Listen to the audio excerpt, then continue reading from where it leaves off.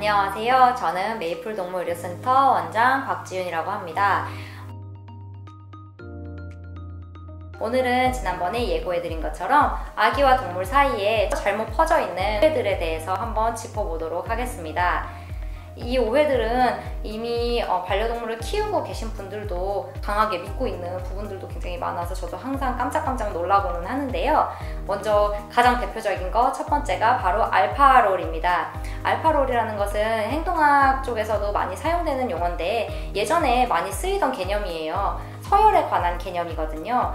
예를 들어서 개물림 사고, 강아지가 아기를 무는 사고는 아기보다 강아지가 서열이 더 위라고 생각해서 일어나는 사고다 라고 생각하는 것이 엄청나게 큰 오해입니다. 그래서 이 오해를 가지고 계신, 서열에 대한 잘못된 개념을 가지고 계신 분들이 많이 하시는 생각 중에 하나가 침대에 먼저 강아지가 올라가서 잔다거나 사람보다 먼저 밥을 먹는다거나 길을 갈 때 먼저 앞서서 걷는다면 자기가 서열이 더 위라고 생각할 것이다 라고 이런 생각을 하시는 분들이 많이 계시더라고요. 이것은 최근 행동수의학계에서도 이 개념은 이제는 더 이상 사용하지 않는 개념이고, 동물은 인간과 자신과의 관계는 친구처럼 동등한 관계로 생각을 한다고 알려져 있습니다. 그래서 우리가 흔히 반려동물이라는 말을 많이 쓰는데 정말로 동물은 우리를 반려인으로서 생각을 한다는 거죠. 그렇기 때문에 강아지가 아기와의 관계에서 공격성을 보인다 한다는 것은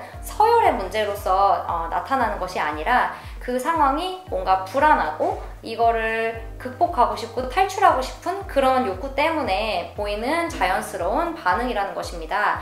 따라서 아이와 동물과의 관계가 서열 문제가 있는 것 같은데 라고 느끼신다면 그거는 서열 문제가 아니라 사실은 동물이 이 아기와의 관계를 조금 불편해하고 있다거나 이 상황을 조금 불안해하고 있다는 것을 의미합니다.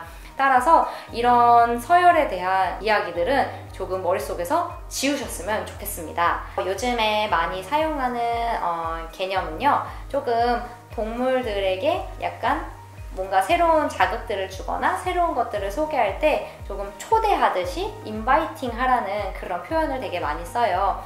그래서 아기도 굉장히 동물에게는 새로운 존재고 계속해서 변화하고 예측할 수 없는 존재이기 때문에 동물이 조금 더 자연스럽게 받아들일 수 있도록 예측할 수 있는 행동을 하는 어른들이 중간에서 적극적으로 개입하는 것이 아주 중요하다고 할 수 있겠습니다. 여기에 추가로 한 가지 더 덧붙여서 말씀드리면은, 강아지가 아기가 울거나 막 움직이거나 깨어났을 때 옆에서 끙끙거린다거나 혹은 강아지가 아기를 지키는 듯한 행동을 보였을 때 부모님들이 막 감동받아 하시는 경우를 봤거든요.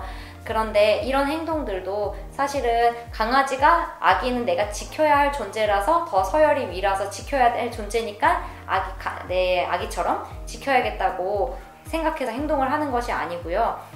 강아지들은 단순히 우리가 장난감 줬을 때 자기가 아끼는 장난감이나 자기가 좋아하는 간식을 숨겨놓거나 지키려는 행동을 할 때가 있죠. 이거랑 거의 비슷한 행동이라고 생각을 하시면 됩니다.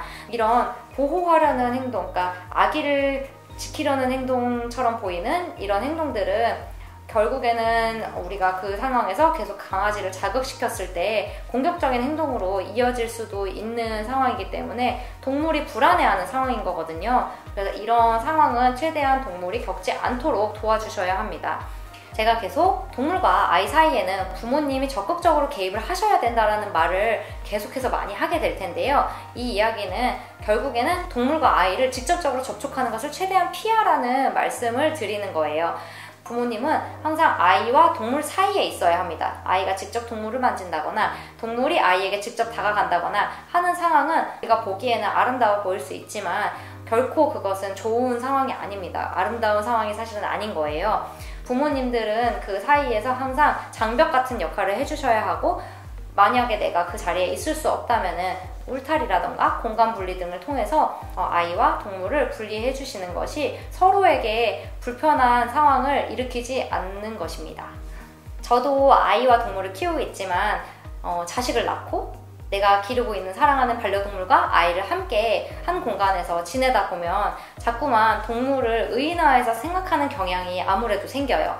아무래도 내가 낳은 자식은 또 어떤 면에서는 또 더구나 소중하기 때문에 약간 동물을 오히려 아이 쪽으로 끌고 들어가는 경향이 있는 것 같아요. 하지만 동물들의 바디랭귀지를 잘 이해하실 수만 있다면, 잘 읽는 연습만 하셨던 분이라면은 그게 얼마나 동물에게 불편한 상황들을 많이 초래하는지 아시게 되실 거예요. 오늘은 서열에 대한 잘못된 오해에 대해서 말씀드려 보았습니다.